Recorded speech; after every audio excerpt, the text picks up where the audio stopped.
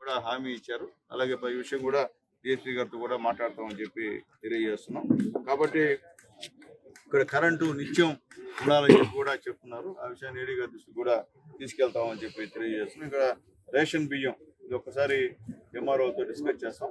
ఏంది మీ ప్రాబ్లం, మీకు అర్జీ రూపంలో సంతకాలు పెట్టిస్తే ఆయనతో డిస్కస్ చేసి మీకు ఇబ్బంది లేకుండా ఎట్లా చేయాలో అట్లా చర్యలు తీసుకుంటామని చెప్పి నేను తెలియజేస్తున్నాను. అలాగే సచివాలయం దగ్గరలోనే ఉంది. సచివాలయం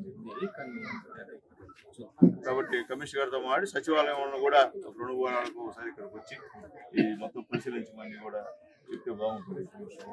ఇది కూడా చేస్తామని చెప్పి తెలియజేస్తాం. కాబట్టి మీరు ధైర్యంగా ఉండండి, ఇంకేం ఇబ్బంది లేదు. ఖచ్చితంగా ఇప్పుడు 100 సార్లు చెప్పా, ఎవరు వినడంలా. అదే వింటారు మీరు. సేపుడికి చెప్తా ఉంటే లేనోళ్ళు సోమ మంగళవారాల్లో మున్సిపల్ సిబ్బంది వస్తారమ్మా. మీరు ఒక అర్జీ రాసుకొని మీ ఆధార్ కార్డు, రేషన్ కార్డు 2 ఇస్తే, మీ ఫోన్ నెంబర్ రాసి ఇస్తే మీకు ఎన్ని చెక్ చేసి ఎవరైతే లేవో వాళ్ళందరినీ ఉన్నవాళ్ళు ఎవరైనా ఇబ్బంది పెట్టే వాళ్ళని పంపించేసి మీకు అందరికీ కూడా గవర్నమెంట్ పర్మిషన్ తీసుకొని ఇల్లు అలాట్మెంట్ చేస్తామని చెప్పి మీ అందరికీ తెలియజేస్తాం. రేషన్ కార్డు లేని వాళ్ళు కూడా మళ్ళీ చెప్తున్నాం, అప్లై చేసుకోండి. సోమ మంగళవారం మా సిబ్బంది ఉంటారు ఇక్కడ.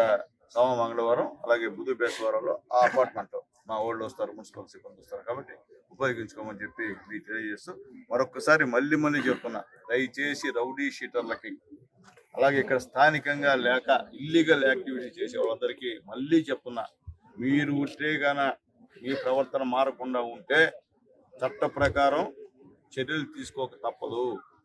దాంట్లో మొహమాటాలు ములాజులు ఏమీ లేవు.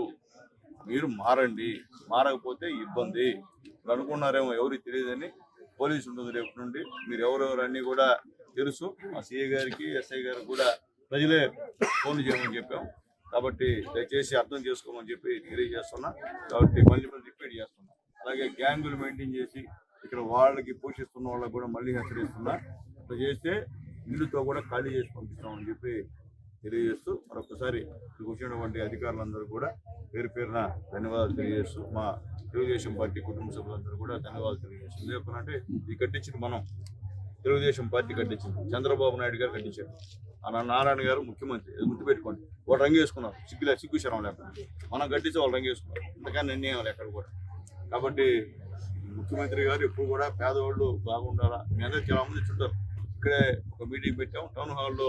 మీ ఫోన్లో మీ ఫ్లాట్ అలాట్మెంట్ చేసినారు, బటన్ నొక్కడం ఆ రోజు. కానీ ఇప్పుడు వాళ్ళు ఉన్నారో ఎవరున్నారో కమిషనర్ గారు విచారించాలట. వాస్తవంగా ఎవరెవరు ఉన్నారో విచారించి అవన్నీ మార్చేస్తున్నారు. కాబట్టి అవన్నీ కూడా ఒక సిస్టంలో తీసుకొని వచ్చి దానిపైన విచారణ ప్రారంభించమని చెప్పి. తెలుగులో న్యూస్ కి ఫాస్టెస్ట్ యాప్ ఇప్పుడు టోటల్లీ న్యూ అవతార్లో. జస్ట్ 5 seconds లో కంప్లీట్ న్యూస్, సోషల్ మీడియాలో ట్రెండ్స్ కి one stop solution, live TV app, voice search option తో ఇప్పుడే డౌన్లోడ్ చేయండి లేదా అప్డేట్ అయిపోండి. యాప్ లింక్ డిస్క్రిప్షన్ లో ఉంది.